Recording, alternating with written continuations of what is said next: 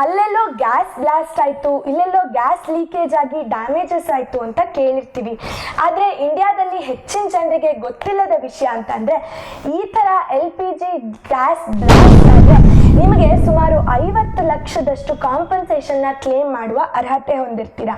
ಅಂದರೆ ನೀವು ಯಾವುದೇ ಒಂದು ಕಂಪನಿಯಿಂದ LPGನ ಪರ್ಚೇಸ್ ಮಾಡಿದ ಕೂಡಲೇ ಅವರ ಪಬ್ಲಿಕ್ ಲಯಬಿಲಿಟಿ ಇನ್ಶೂರೆನ್ಸ್ ಆ ಕಂಪನಿ ತಗೊಂಡಿರುತ್ತೆ. ಆ ಕಾರಣದಿಂದ ನಿಮಗೆ ಅದರಿಂದ ಏನಾದರೂ ಹಾನಿ ಆದರೆ ಸುಮಾರು 50 ಲಕ್ಷದಷ್ಟು ಕಾಂಪನ್ಸೇಷನ್ನ ಕ್ಲೇಮ್ ಮಾಡುವ ಅರ್ಹತೆಯನ್ನು ನೀವು ಹೊಂದಿರ್ತೀರಾ. ಹಾಗಾಗಿ ನೆನಪಿಡಿ, ಈ ಥರ ಯಾವುದೇ ಇನ್ಸಿಡೆಂಟ್ ಆದ ಕೂಡಲೇ ತಕ್ಷಣ ನಿಮ್ಮ ಡೀಲರ್ಸ್ ಅಂದರೆ LPG ಡೀಲರ್ಸ್ ಯಾರಿರ್ತಾರೆ ಅವರಿಗೆ ಇನ್ಫಾರ್ಮೇಷನ್ನ ಕೊಟ್ಟು ಒಂದು ಕಂಪ್ಲೇಂಟನ್ನು ಲಾಂಚ್ ಮಾಡಿ, ಜೊತೆಗೆ FIR ಕೂಡ ಲಾಂಚ್ ಮಾಡಬೇಕಾಗುತ್ತೆ.